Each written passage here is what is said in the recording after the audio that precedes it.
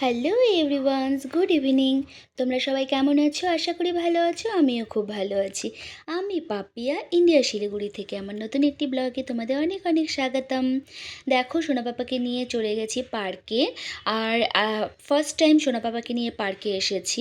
তো ফার্স্ট টাইমের যে এক্সপিরিয়েন্স সেটাই তোমাদের সাথে শেয়ার করবো, যে সোনা পাপাকে নিয়ে ফার্স্ট টাইম পার্কে আসার পর সোনা পাপা কী করলো, তো সেটাই তোমাদের সাথে শেয়ার করব এই ভিডিওতে।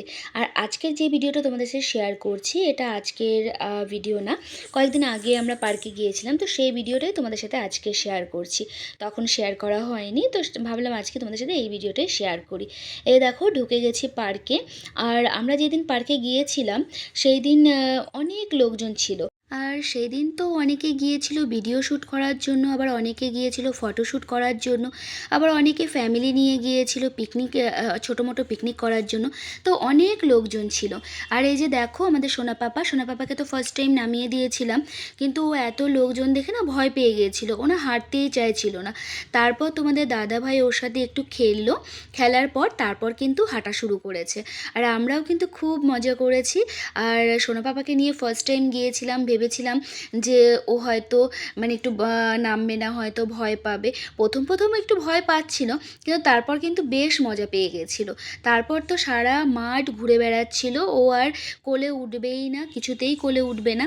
তো সবাইকে দেখে দেখে তো ও পুরো দৌড়াদৌড়ি শুরু করে দিয়েছিল। আর ওকে দেখে না কয়েকজন বাচ্চাও এসেছিল ওর সাথে খেলার জন্য। তো সেই ভিডিওটা আমি মানে করিনি, কারণ হয়তো তার মা বাবারা হয়তো পারমিশন দেবে না, তো সেটার জন্য আমি আমার ভিডিওতে তাদেরকে আনিনি। ও, তোমাদেরকে তো বলাই হয়নি যে আমরা কোন পার্কে গিয়েছিলাম। এটা হলো শিলিগুড়ি পার্ক, আমাদের শিলিগুড়িতেই আছে। আর আমাদের বাড়ি থেকে বেশিটা দূর না, আমাদের বাড়ি থেকে 10 মিনিট লাগে যেতে। আর আমরা তো বাইক নিয়ে গেছিলাম, তো আমাদের আরও তাড়াতাড়ি হয়ে গেছিলো, 5 মিনিটের মধ্যে আমরা পৌঁছে গেছিলাম। তো আমরা ওখানে পৌঁছে গিয়ে গাড়ি পার্কিং করে তো ভিতরে ঢুকে গেছিলাম। আর গিয়ে আমরা খুব মজাও করেছি। আর এই যে দেখো, সোনা পাপাকে একটু বসিয়ে দিয়েছিলাম ফটোশ্যুট করার জন্য। তো এটাই হয়ে গেছিলো আমাদের সব থেকে বড় ভুল। তো ওই যে ও ঘাসগুলো হাত দিয়ে যে তুলছিল, সেখান থেকে একটা ছোট্ট ঘাসের টুকরা ওর চোখে চলে গেছিলো। আর ও তো সেই কান্না শুরু করে দিয়েছিল। আমরা তো ভেবেছিলাম হঠাৎ কি হয়ে গেল, ও এত কান্না করছে কেন, কিছুতেই কান্না থামছিল না। তো যাই হোক, অনেক কষ্ট করে বোঝা গেল যে ওর চোখে কিছু একটা পড়েছে।